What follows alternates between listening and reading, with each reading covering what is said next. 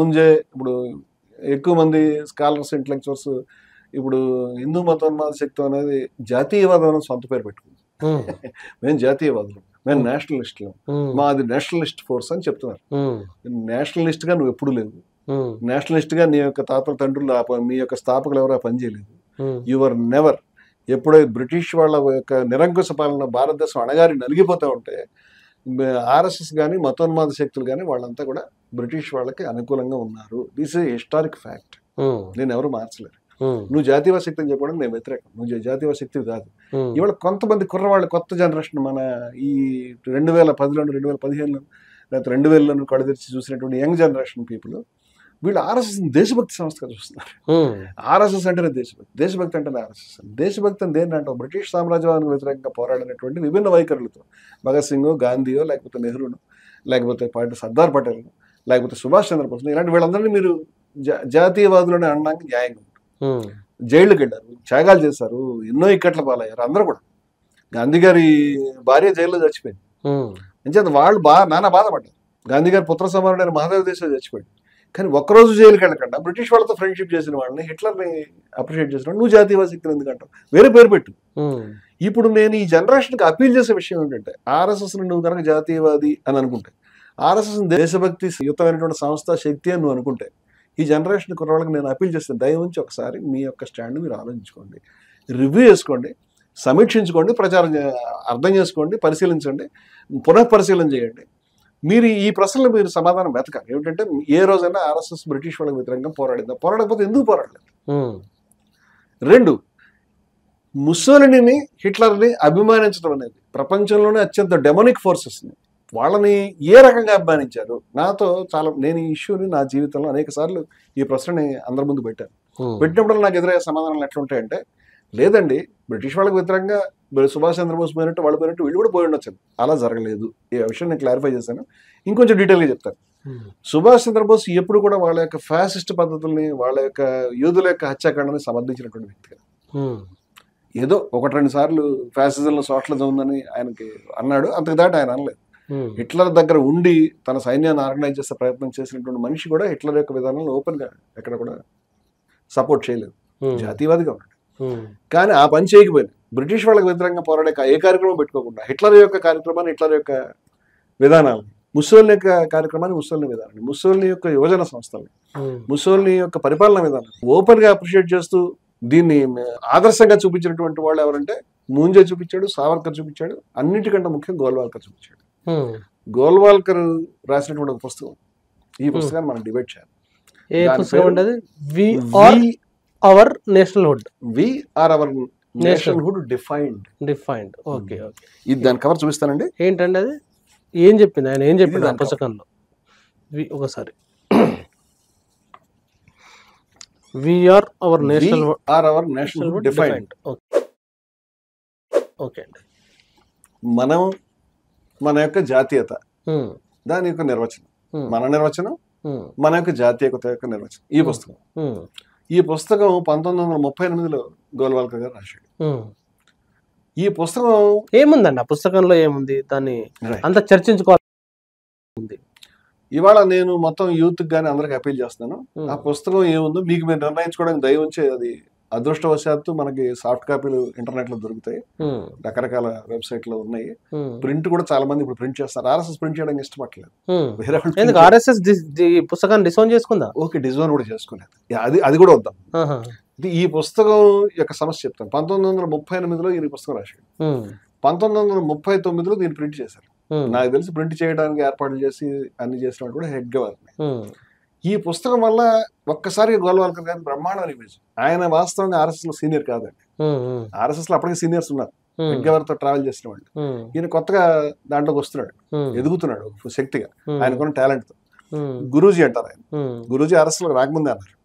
ఈ గురూజీ గోల్వాల్కర్ గారు ఈ పుస్తకం రాయడం వల్ల సడన్ గా ఆర్ఎస్ఎస్ యొక్క సిద్ధాంతవేత్తగా ముందుకు వచ్చాడు. ఇప్పుడు ఆర్ఎస్ఎస్ కి ఒక సిద్ధాంతం, ఏది దానికి ఒక బైబిల్, గీతో, ఖురానో, లేకపోతే మేనిఫెస్టోనో, కమ్యూనిస్ట్ మేనిఫెస్టో, కమ్యూనిస్టులకు ఎలాగనో ఆర్ఎస్ఎస్ కి వీఆర్ అవర్ నేషనల్ అనే పుస్తకం ఆ విధంగా 1939 నుంచి 1948 దాకా ఎదురులేకుండా. ఆ తర్వాత వాళ్ళు దాన్ని ప్రింట్ చేయలేదు. అసలు ఎందుకు ప్రింట్ చేయలేదు? ఏముంది అందులో? ఎందుకంటే దీంట్లో ఒక విషయం ఏంటంటే తర్వాత గోల్వాల్కర్ కూడా దాన్ని కొంత డిజోన్ చేసుకోవడానికి రకరకాల ఎత్తులు వేసే ప్రయత్నం చేశాడు. దాని ఆయన గురించి రాసింది కూడా, ఆయన రాసింది ఆయన డిజైన్ చేసుకుంటా. దీని యొక్క టెక్స్ట్ లో ఇది 2000 సంవత్సరంలో విజయవాడ పత్రిక, నేను విజయవాడ పత్రిక ఎడిటర్ని. 2000 సంవత్సరంలో నేను ఆర్ఎస్ఎస్ మీద సిరీస్ ఆఫ్ ఆర్టికల్స్ రాశాను 5 ఏళ్ళు. ఈ రాసినప్పుడు ఒక ఆర్ఎస్ఎస్ కి సంబంధించిన మేధావి, నేను కావాలని పేరు చెప్పట్లేదు, ఆ మేధావి అంటే ఆయన స్పోక్స్ మ్యాన్, ఆయన ఆర్ఎస్ఎస్ మీద మీరు సత్యాన్ని వ్యతిరేకంగా మాట్లాడుతున్నారు, ఆర్ఎస్ఎస్ మీద అబద్ధాలు ప్రచారం చేస్తున్నారని నా మీద వ్యాసం రాశాడు, పంపించాడు నాకు.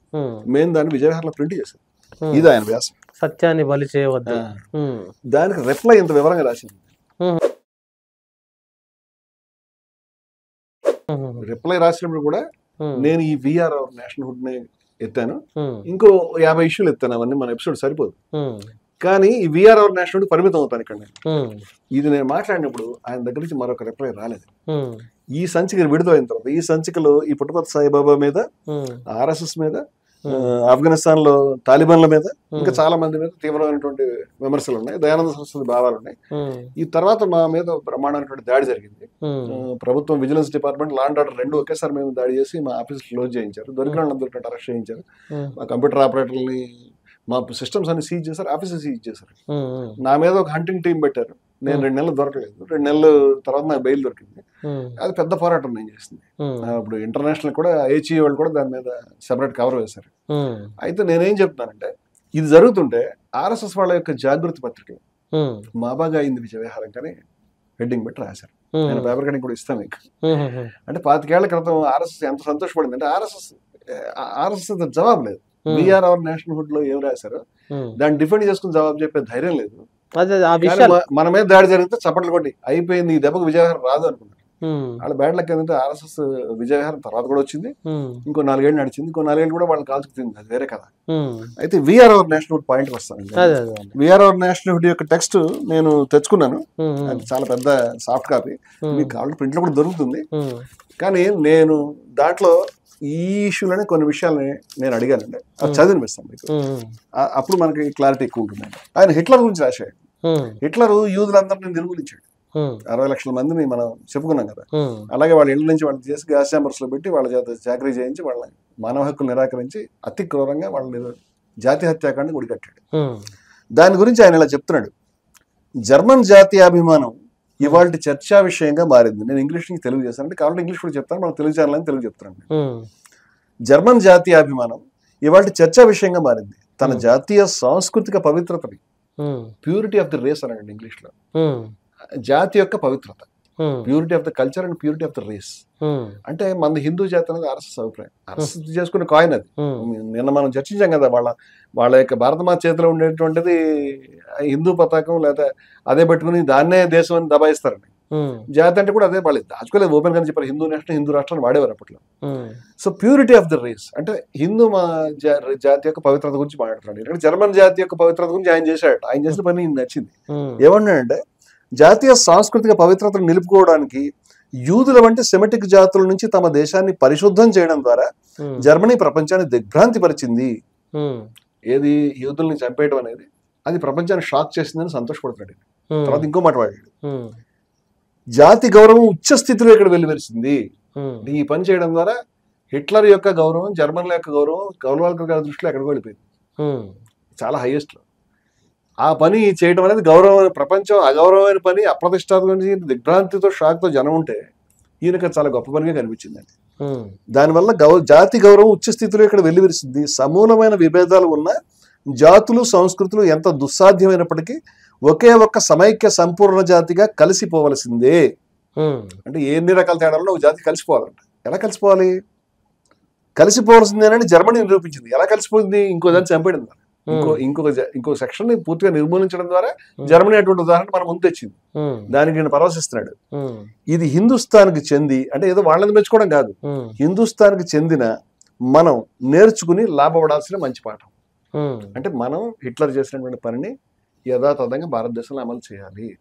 మనం కూడా గ్యాస్ ఛాంబర్స్, మనం కూడా ఈ రకమైనటువంటి పద్ధతుల ద్వారా మైనారిటీలు నిర్మూలించాలి అని స్పష్టంగా రాశాడు. అసలు ఇలాంటి మాటలు ఆయన రాశాడు. హిట్లర్ యొక్క విధానం దయవుంచి నేను యూత్ విజ్ఞప్తి చేస్తున్నానండి, ఆర్ఎస్ఎస్ని చాలా పాజిటివ్ యాంగిల్ అర్థం చేసుకుందాము. దేశంలో అన్యాయం జరిగి చరిత్రను అబద్ధం చెప్పారని చెప్పే వాళ్ళందరికీ చెప్తున్నాను నేను. మనం మాట్లాడదాం ప్రతి ఒక్క పాయింట్ని. నేను ఆర్ఎస్ఎస్ వాదిని కాదు, ఆర్ఎస్ఎస్ వ్యతిరేకిని కాదు. దీని హెడ్డింగ్ కూడా ఆర్ఎస్ఎస్ మారితే మన దేశ భవిష్యత్తు మారుతుందని రాశాను నేను. హెడ్డింగ్ అది పెట్టాం. నేను ఆర్ఎస్ఎస్ వ్యతిరేకం నేను చెప్పట్లేదు, ఆర్ఎస్ఎస్ ఐడియాలజీకి నేను వ్యతిరేకం. ఆర్ఎస్ఎస్ ఐడియాలజీకి ఇది డిక్లేర్ చేసుకుంది కాబట్టి మిమ్మల్ని అడుగుతున్నాను నేను, దేన్నైనా వ్యతిరేకించాల్సిన అవసరం లేదు, దేన్ని పొగడాల్సిన అవసరం లేదు. మీరు ఊరికే ఆర్ఎస్ఎస్ మీద ఏదైనా పెట్టగానే కాంగ్రెస్ వాదన లేకపోతే మరొక వాదన చెప్పాల్సిన అవసరం లేదు. ముస్లిం మతోన్మాదులు కూడా ఇక్కడ రజాకారులు, ఎంఐఎం కి సంబంధించినటువంటి వాళ్ళ యొక్క పాస్ట్ రజాకారులు, వాళ్ళు తప్పు చేశారు. అనల్ మాలిక్ ముస్లిం, ప్రతి ఒక్క ముస్లిము ప్రభు అనేటువంటి నినాదంతో మతోన్మాద చర్యలకి రజాకారుల దొండకాలకి పాల్పడ్డారు. అంచేత ఎంఐఎం నా దృష్టిలో మతోన్మాద పార్టీ. నేను వాళ్ళ మనిషిని కాదు. కాంగ్రెస్ పార్టీ చాలా తప్పులు చేసింది, ఇవాళ కూడా ఎంఐఎంతో ఫ్రెండ్షిప్ చేస్తుంది, చాలా బలహీనతలు కనపరిచింది. నేను దాని మనిషిని కాదు, నేను సత్యవాదిని, సత్య ఉపాసకుడిని, సత్యాన్వేషిని. నేనేం చెప్తానంటే, మీరు సత్యాన్ని కనుక అన్వేషిస్తే మీ ఇష్టం, అది అక్కర్లేదు మాకు, వేరే కావాలంటే వేరే విషయం. సత్యం కావాలనుకుంటే దయ ఉంచి ఆర్ఎస్ఎస్ యొక్క పాస్ట్లోకి మీరు వెళ్ళండి. నేను మిమ్మల్ని అడుగుతున్నాను, మీరు కూడా ఈ దేశంలో మైనారిటీలను అయితే మీకు నచ్చని వాళ్ళని గ్యాస్ ఛాంబర్స్లో చంపేయడం గొప్ప ఆదర్శం, జాతికి ఉచ్చస్థితికి తీసుకెడుతుంది, ఇది గొప్ప ఉదాహరణ, మనం నేర్చుకోవాలి అని మీరు అనుకుంటున్నారా? ఇది దేశభక్తి, జాతీయవాదం అంటున్నారా? లేకపోతే జైళ్ళకి వెళ్ళడం, చచ్చిపోవడం, ఉరికంబాలు ఎక్కడము, లేకపోతే లక్షల మంది జనం రోడ్ల మీద వెళ్ళడం, అది జాతీయవాదం అనుకుంటారు. మీరు తెలుసుకోండి ఆ విషయాన్ని. అంచేత ఊరికే పోస్టులు పెట్టడం, కామెంట్లు పెట్టడం కాదు, ఆ విషయం గమనించండి. అక్కడ తావలేదు, ఆయన ఇంకా చాలా చెప్పాడు. వాస్తవంగా వీఆర్ నేషనల్ వుడ్ లో మొత్తం మాట్లాడిన దాంతో చెప్పాలంటే మన ఎపిసోడ్ సరిపోదు. ఒకటి రెండు పాయింట్లు చెప్తాను, మరొక పాయింట్ చెప్తానండి. చాలా ముఖ్యమైనటువంటి విషయం ఇది. ఆయన ఏమని చెప్పాడంటే, హిందుస్థాన్ లోని హైందవేతరులు ఓపెన్ నాన్ హిందూస్ అనగా ఎవరండి? ముస్లింలు, క్రైస్తవులు, బౌద్ధులు వాళ్ళే కదా. బౌద్ధులు, జైనులు, పార్సీలు, హిందువులు కాని వాళ్ళంతా హిందుస్థాన్లోని హైందవేతరులు హిందూ సంస్కృతిని, భాషను అనుసరించాలి. హిందూ సంస్కృతి అంటే మళ్ళీ ఆర్ఎస్ఎస్ ప్రాబ్లం, ఆర్ఎస్ఎస్ అనుకుంటున్న సంస్కృతిని అర్థం పెట్టుకోవాలి. మళ్ళీ మనం ఆర్ఎస్ఎస్ హిందూ సంస్కృతి అంటే అది చెప్తుంది, మళ్ళీ అదేమిటో. దాన్ని ముస్లింలు అనుసరించాలి, క్రైస్తవులు అనుసరించాలి, పార్సీలు అనుసరించాలి. ఇది మామూలు మతోన్మాద భాష అండి. ముస్లిం మతోన్మాద కూడా ఇలాగ ఆలోచిస్తారు, మా మతం చాలా సుప్రీం, నువ్వు అనుసరించాలి. ముస్లిం మతోన్మాద దేశాల్లో దాన్ని ఇమిటేట్ చేస్తారు. కానీ మనం మతోన్మాదులు కాదు, మన దేశం మతోన్మాద దేశం కాదు, మన దేశం విముక్తి గురించి పోరాడిన వాళ్ళు మతోన్మాదులు కాదు, మన రాజ్యాంగం రాసిన మతోన్మాదులు కాదు. మొత్తం మనం అంతా కూడా అన్ని ధర్మాల్ని ఒకే విధమైనటువంటి విలువ ఇస్తూ, అవకాశాలు ఇస్తూ వాళ్ళందరి గురించి మనం ఒక లౌకిక దేశాన్ని ఏర్పాటు చేసుకున్నాం. కానీ ఈ పద్ధతి వేరు. వీళ్ళు ఏమంటాడంటే, వాళ్ళంతా హిందూ పద్ధతిలోకి వచ్చేసేయాలని చెప్తున్నాడు. ఏమని? హిందుస్థాన్లోని హైందవేతరులు హిందూ సంస్కృతిని, భాషను అనుసరించాలి, హిందూ మతాన్ని గౌరవించి పూజించడం నేర్చుకోవాలి. గౌరవించడం వరకు తప్పు లేదండి. హిందూ మతాన్ని ముస్లింలు గౌరవిస్తే మంచిదే, ముస్లిం మతాన్ని హిందువులు గౌరవిస్తే అది కూడా తప్పులేదు, పరస్పర గౌరవం మంచిదే. కానీ అక్కడ తాగలేదు. హిందూ జాతిని పొగడటం తప్ప వేరే ఆలోచన దరిచేయరని రాదు. అంటే ముస్లింలు ప్రతినిత్యం హిందూ మతం గొప్పతనం చెప్తూ తిరగాలి, క్రిస్టియన్లు హిందూ మతం గొప్పతనం చెప్తూ తిరగాలి.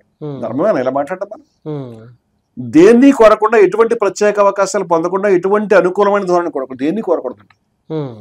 ఎటువంటి ప్రత్యేక అవకాశాలు తీసుకోకూడదంట. ప్రత్యేక అవకాశాలు ఓకే, దేన్ని కోరకూడదంట, ఏ హక్కులు కోరకూడదంట. ఎటువంటి అనుకూలమైన ధోరణి కోరకుండా, అంటే నెగిటివ్ గా ఉంటారు, వ్యతిరేకంగా ఉంటారు, దేశం వాళ్ళకి వ్యతిరేకంగా ఉంటుంది కానీ వాళ్ళు అనుకూలంగా ఉండాలి కోరకూడదు. ప్రతి పౌరుడికి తనకు హక్కులు కావాలని కోరుకోవడం న్యాయమే కదా. కనీస పౌర హక్కుల్ని ఆశించకుండా, అది కూడా రాశాడు, కనీస పౌర హక్కుల్ని ఆశించకుండా హిందూ జాతికి విధేయులై ఉండవచ్చు. పౌర హక్కులు అంటే పౌరుడి కింద కూడా ఉండలేము.